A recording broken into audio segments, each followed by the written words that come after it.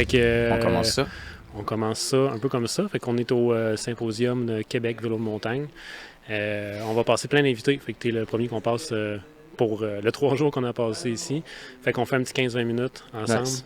On voulait déjà t'avoir comme invité justement dans nos vrais épisodes, là. On va probablement le faire quand on repasse à Québec. Ouais, Dans quand un tu autre repasses, on moment. fera Je suis un rendu vrai... à Québec tous les mois. Avec Strava, moi, à chaque fois, je suis comme, hey, Jean-François, il est encore dans le coin. Ouais, je me promène beaucoup. Ouais, je me promène beaucoup par les temps qui courent. Puis je pense être parti pour me promener encore beaucoup. Ah ouais. C'est vrai que je vais repasser souvent, monsieur. C'est correct. Tu pourrais peut-être commencer par te présenter pour les gens qui ne te connaissent pas. Oui, mais je suis Jean-François Tappe. Je suis le directeur. J'étais directeur de course maintenant. Je suis directeur général d'événements Gaspésia. Plus important. Parce que, événement Gaspésia, le nom, là, présentement, il gagne à être changé parce qu'on fait beaucoup plus que des événements maintenant. Alors, voilà, je suis directeur général d'événements Gaspésia depuis la fondation. Je suis fondateur également. Ça fait quand même quelques années. Là. Écoute, on a fêté les 10 ans d'événements Gaspésia l'an dernier. Donc, on a fêté les 10 ans, on a fêté les 100 événements également. Puis là, les projets se sont multipliés au fil des années, notamment depuis la pandémie, avec la création de clubs sportifs, un club de vélo de montagne, un club de course à pied également. Puis, avec le début des travaux du chantier Percé 360 qui nous amène à créer des sentiers dans le chaînon manquant de la Gaspésie, parce que maintenant, les gens qui ont eu la chance de venir rouler chez nous ont découvert qu'à tous les heures de route, on est capable de se faire une bonne demi-journée de vélo de montagne, pas mal de fun d'ailleurs. Mais il y avait un trou entre Gaspé et New Richmond à percer. Il y en a deux des trous, là, un trou de vélo de montagne puis un trou dans la roche.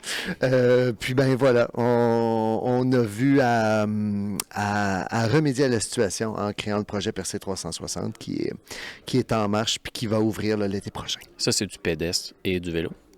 Ça va être, on aménage ça vraiment dans l'esprit vélo de montagne. Okay. Donc, on veut vraiment donner à Percé des sentiers de vélo de montagne. Percé a déjà quelques-uns des plus beaux sentiers de randonnée pédestre au Québec avec le Géoparc mondial UNESCO de Percé. Donc, nous, là, on s'attarde vraiment à développer du single track pour le vélo de montagne, mais dans un esprit beaucoup plus cross-country que tous les autres centres de la région qui sont beaucoup axés sur le dénivelé, sur l'enduro. Donc, dans la plupart des centres en Gaspésie, là, pour avoir du plaisir, faut d'abord avoir 30-45 minutes d'ascension. À Percé, là, on a du plaisir aussitôt qu'on met les pneus au sol. Donc, avec des sentiers de cross-country qui offrent différents défis. Donc, c'est vraiment ça qu'on poursuit du côté de Percé. C'est collé sur la ville, l'emplacement pour faire ça? C'est du côté de Coin-du-Banc, donc c'est à l'extérieur du centre-ville de Percé, donc environ à 8 km là, du centre-ville, directement sur la plus belle des plages. De la Grande Terre au Québec, pour pas froisser les amis Madelino. Donc, voilà. Donc, c'est un super lieu. Ça nous amène également sur des sommets qui n'ont jamais été vus encore par les gens de la Gaspésie. Là. C'est des terres privées. Donc, les gens n'ont jamais eu la chance de voir les vues qu'on voit d'en haut là. Alors, c'est pas mal intéressant, pas mal excitant comme projet. Wow, super. On va juste éloigner une petite affaire du micro dans ton cas. Tu portes bien ta voix, fait que ça va être d'accord pour ça. Parfait. Puis, rapidement, au symposium, là, on n'a pas eu beaucoup encore de conférences. On a eu Don Jacob tantôt. Tes impressions un peu rapidement sur comme l'événement en tant que tel? Ah écoute, je trouve ça fantastique. Là. Il y a une quinzaine d'années, là, dans les derniers balbutiements de l'ADS-VMQ, l'Association de développement de sentiers de vélo de montagne du Québec, on était déjà impressionnés d'être une vingtaine en provenance de toutes les régions du Québec qui étaient réunies au même endroit.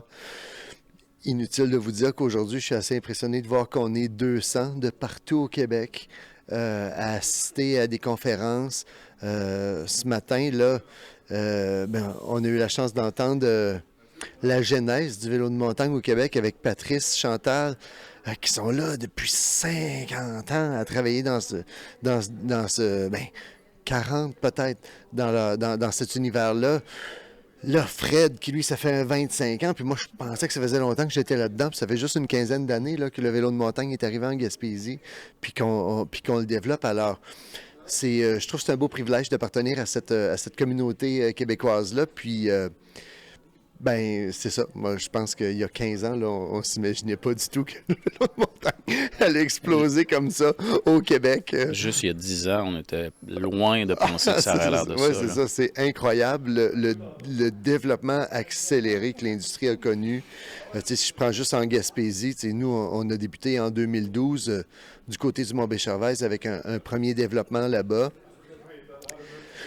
On espérait que ça inspire les d'autres promoteurs dans la région à développer des sentiers, mais jamais j'aurais cru que le vœu pieux que j'ai écrit dans le premier plan d'affaires de développement de sentiers, d'avoir une route du vélo de montagne en Gaspésie, allait devenir une réalité. Puis là, mais présentement, c'est une réalité. Il y a même bien plus de destinations que mon vœu pieux le souhaitait. Alors, c'est juste extraordinaire pour le sport, pour l'industrie touristique, pour les communautés aussi, parce que, c'est pratiquement devenu un terrain de balle molle dans les communautés, les sentiers. Il y en a partout. Les pump tracks, ça pousse partout aussi. Donc, c'est vraiment, vraiment le fun pour l'avenir du sport, je pense. Quand tu avais démarré ça, c'était de mémoire, c'était-tu avec le Gaspésia 100, le premier événement? Non, les premiers sentiers qu'on a fait du côté de Gaspé, là, c'était avec une organisation qui s'appelait le Club Vélocipègue de Gaspé. Donc, c'était un club de vélo qu'on avait lancé en 2012, dont j'étais le fondateur. Puis à l'époque, comme il y avait eu beaucoup de clubs qui avaient cessé leurs activités au fil des années, on avait identifié 3 facteurs de succès d'un futur club. Donc, la première, c'était de pouvoir offrir un programme de développement pour les enfants, de pouvoir présenter des événements qui allaient permettre de faire parler du vélo de montagne dans les médias, puis de développer des infrastructures avec les sentiers. Donc, c'était vraiment les 3 axes qui étaient importants à l'époque. Puis, le Gaspésia 100 Mountain Bike Marathon, lui, est venu un peu après. Okay. Il est disparu. Là, je compte sur la popularité du gravel bike, puis sur le gros bon sens pour que le monde revienne sur des vélos de montagne très bientôt, parce que c'est bien plus confortable pour que les marathons du début des années 2000 reviennent. J'en ai un gravel bike, là, j'ai du plaisir relatif à en faire, mais je pense que le gros bon sens va nous rattraper bientôt, puis on va revenir sur les tout suspendus, sur des parcours comme ça, puis que nos bons vieux raids vont revenir populaires au Québec. On pourrait en parler longtemps, c'est la gravel, mais ça me parle beaucoup, mais le Big Red Gravel, t'es gagné par quelqu'un qui est en double suspension cross-country. Mais je pense que le vélo gravel, puis c'est la partie courte que je vais faire sur le gravel, mais c'est les cantons de l'Est, avec la qualité de gravel qu'il y a là, ça prend un vélo de gravel. Mais là, tranquillement, on s'aperçoit que si on sort de ça, ça se fait pas avec un vélo de gravel. Voilà. Moi, l'an prochain, je me monte un vélo gravel, un hardtail montagne gravel, fourche rigide, avec des pneus 2.4. Je pense que plus que la moitié des courses de gravel vont être faites avec ça. Je le pense aussi. Puis moi, les dernières années du Gaspésia 100 Mountain Bike Marathon, là, je recevais un nombre incroyable de courriels de gens qui me disaient « Est-ce que je peux le faire en gravel? » Je disais non, c'est beaucoup trop rough. Mais c'est ça. Puis là, les courses de gravel, les chemins sont de moins en moins larges. Alors, à l'évidence, là, on va revenir aux 29 pouces tout suspendus, puis on va ramener nos bons vieux marathons d'antan qui étaient si plaisants, puis qui apportait quelque chose d'intéressant à la communauté de vélo de montagne aussi. Puis là, tu avais arrêté le Gaspésia 100 par manque de temps ou moins d'inscriptions? Le Gaspésia 100, la dernière année qu'on l'a fait, c'était l'année qu'on avait eu le plus d'inscriptions pour le Gaspésia 100. Mais c'est après la dernière édition du Gaspésia 100 qui a eu lieu à Gaspé et non à Percé. J'ai senti un gros vide comme organisateur parce que j'avais décidé de... au fil des ans, on reçoit des critiques sur les parcours. Puis là, on est dans une ère là, en vélo de montagne où les gens veulent avoir du single track, puis tout ça. Fait que là, je me disais, si je veux offrir du single track, je peux pas le faire à Percé, il faut que je le déménage. Sauf que j'ai complètement dénaturé mon événement qui se terminait sur le quai à Percé, avec une bière en face de la Grosse Roche. Là, écoute, on était dans le stationnement du Mont-Béchervaise, à boire notre bière dans le stationnement du Mont-Béchervaise. Il y avait pas d'ambiance. Puis là, j'ai fait comme, ah non, moi, je fais pas des événements pour faire des événements de parking, de centre de ski. Donc, il y a eu la pandémie. J'ai pris une pause. Finalement, on l'a jamais ramené, mais à chaque année, le spectre, l'ombre du Gaspésia 100 mountain bike plane. Puis, c'est pas impossible. En fait, c'est même fort possible que dès 2026, le Gaspésia 100 mountain bike marathon, mais la formule originale, la formule corrosive, la formule où il fallait affronter la marée avec le bicycle sur la tête, la formule qui a marqué les esprits. Il y avait un bout, il fallait monter à pied aussi. Là, dans les oui, il y avait une corde, il y avait des affaires. Là, écoute, il y a peut-être des sections que je vais retirer parce que je me ramasserai en prison là, maintenant, là, 10 ans plus tard, de présenter ça. Mais je veux ramener la formule originale qui était inspirée justement de la MB Race en Europe, que Gilles Morneau m'avait parlé, qui m'avait dit, ce qui est cool avec cette course-là, c'est que tu fais une demi-boucle, puis après ça, tu décides si tu embarques dans l'autre boucle ou si tu reviens. Puis, comme par magie, j'ai été capable de créer un parcours comme ça avec des boucles de 40 km. Mais bon, il y a des sections corrosives qui n'ont aucune allure dans la formule originale, mais c'est celle-là que les gens ont aimé. Puis ceux qui ne l'ont pas aimé, bien, ils ont chialé. Puis ils ne sont pas revenus, puis ils ne reviendront pas. Mais je pense ramener la formule originale, d'autant plus que là, maintenant, on a des single track à percer. Ouais. Donc, je pense que dès l'année prochaine, mais on travaille aussi sur des événements de gravel bike parce que je le vois comme un tremplin pour revenir vers les marathons. Alors là, on a un événement de gravel bike par étape qui est prêt. Probablement l'année prochaine, là, ce temps-ci, la Fête du travail 2026.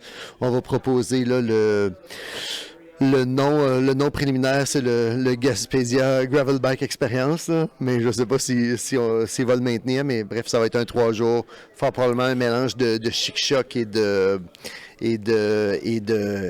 voies maritimes, donc ça va être bien intéressant. Tu m'en parles, j'en ai des frissons, puis je vais être là. Les chic-chocs en gravel bike, c'est choc. C'est choc, c'est quelque chose. C'est un superbe terrain de jeu. C'est le secteur de Murdochville et tout. Ça nous permet d'avoir des points de vue qu'on n'a pas ailleurs au Québec.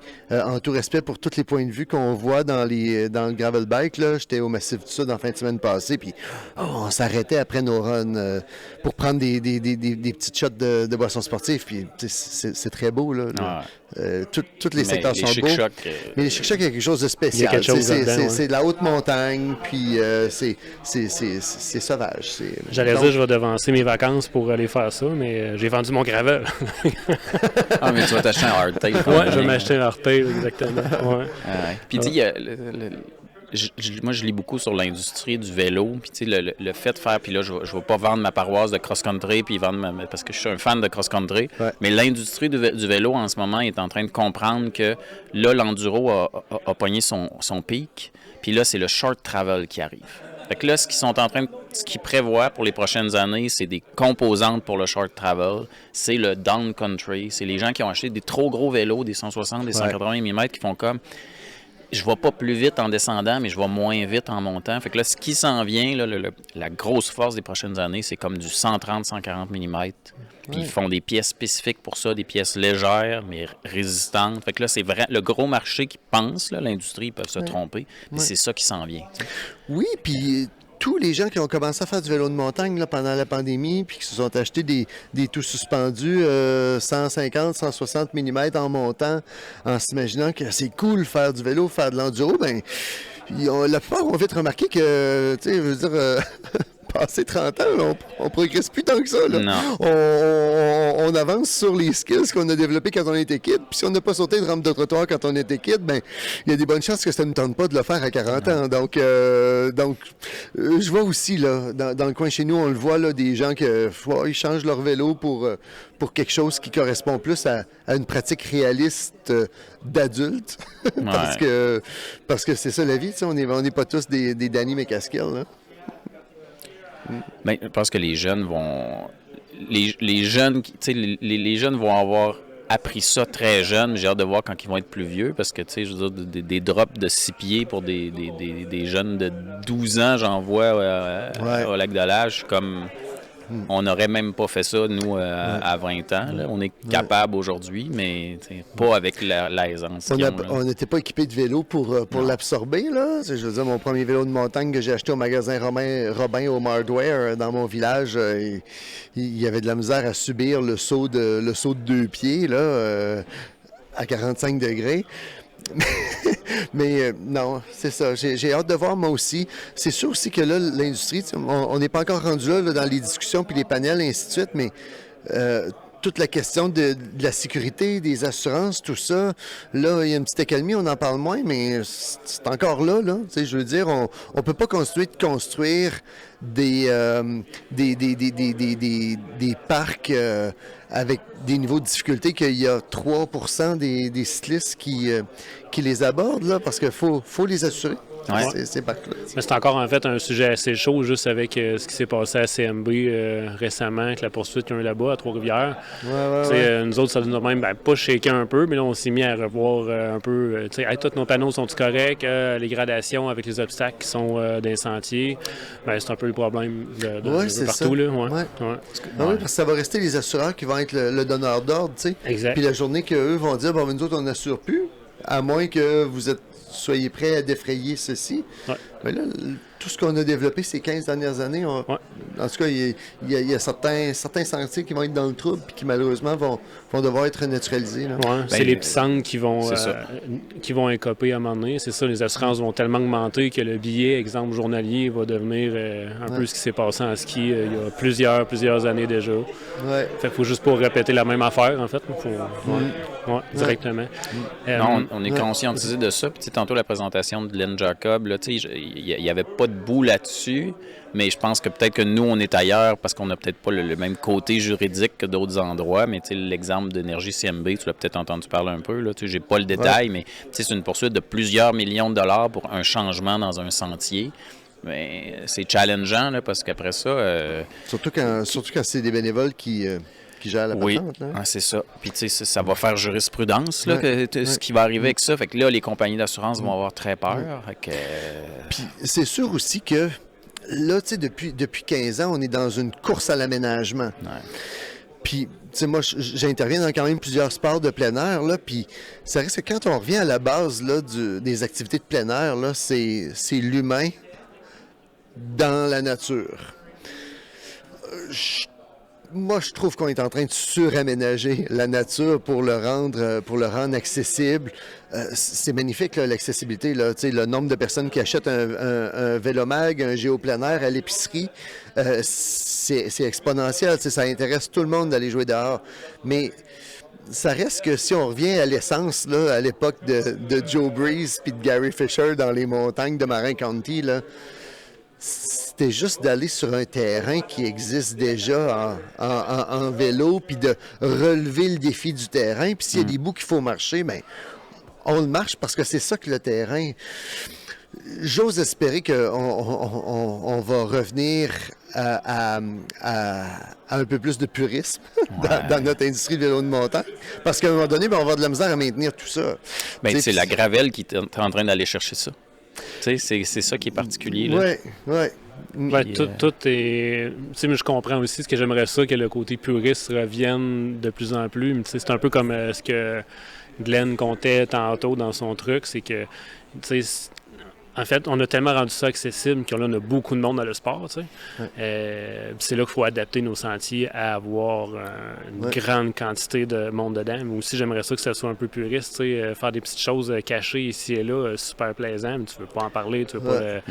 Fait que, non, c'est ça. Fait que, je pense que tout est dans la préparation, puis de comment tu encadres tes centres, puis comment ils sont construits pour être capables d'accueillir toute cette...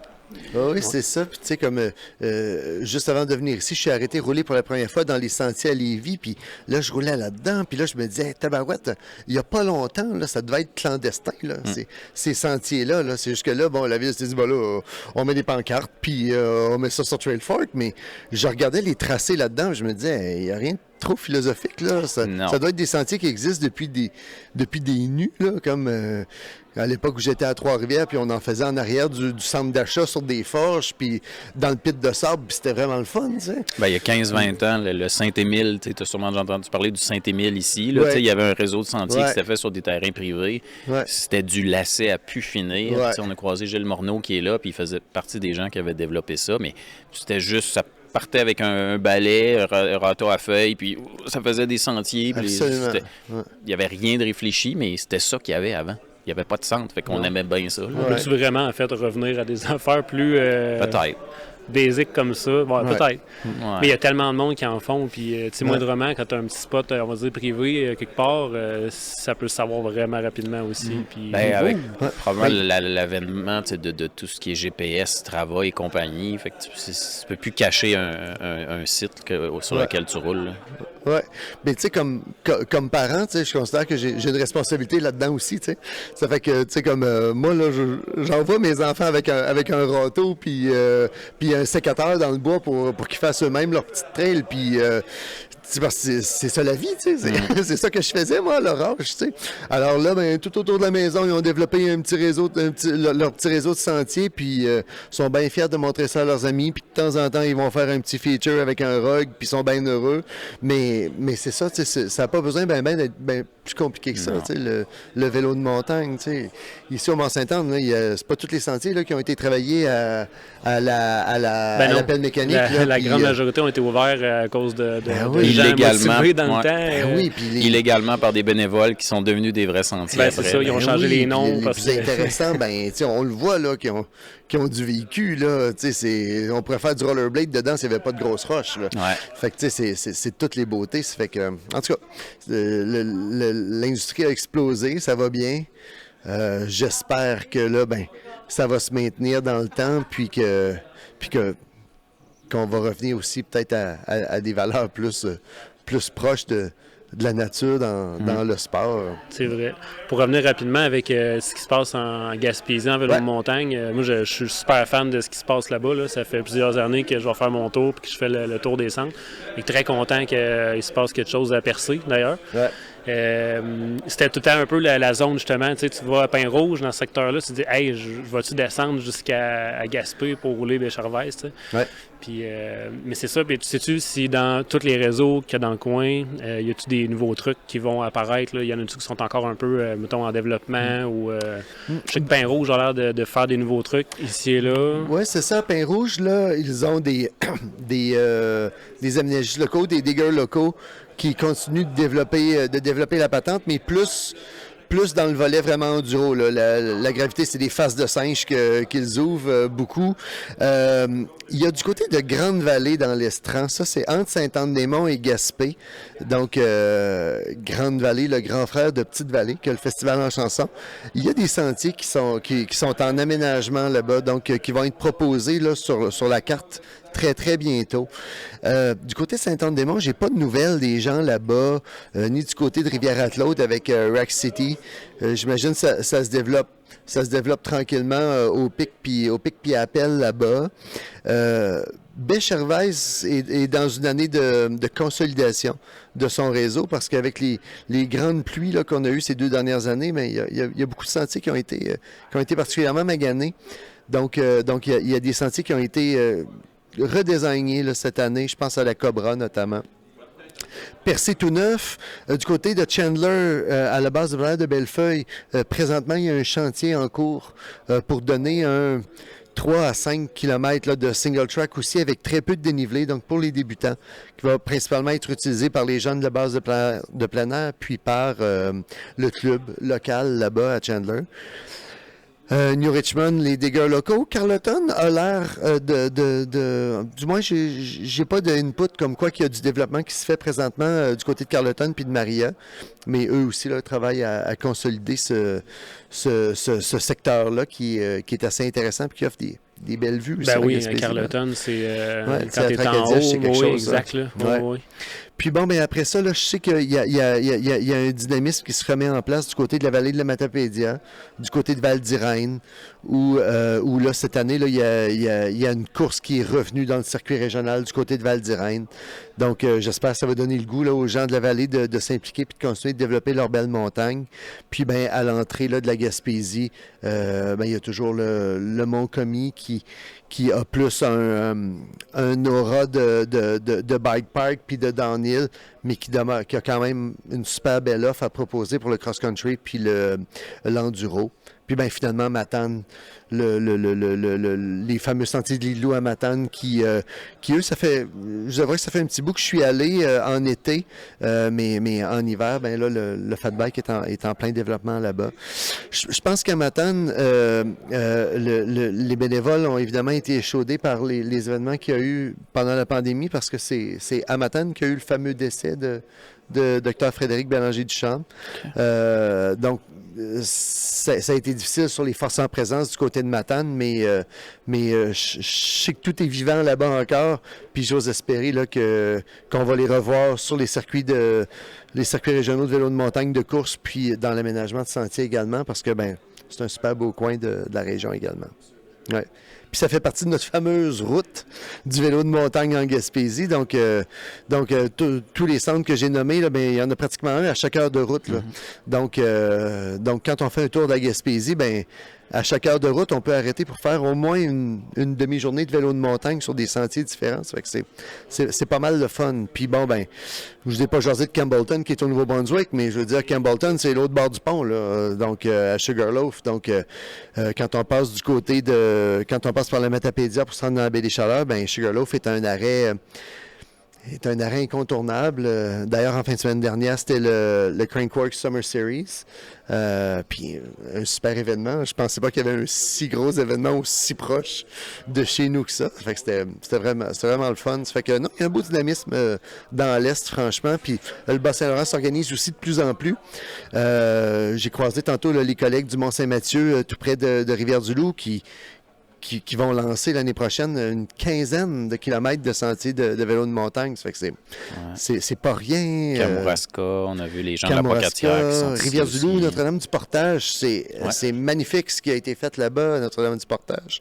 Rimouski, les sentiers du Parc Beau-Séjour, depuis les Jeux du Québec. Gros développement qui a été fait de ce côté-là. Ça fait que non, franchement, là, dans l'Est du Québec, le vélo de montagne est pas mal en santé. Sauf que, ben, plus que à tout autre endroit au Québec, ben c'est un gros défi de maintenir tout ça parce que ben on a une plus faible densité de population, plus faible densité de bénévoles. Alors ça repose beaucoup sur les mêmes personnes. Alors c'est ça notre gros défi pour les prochaines années dans l'Est.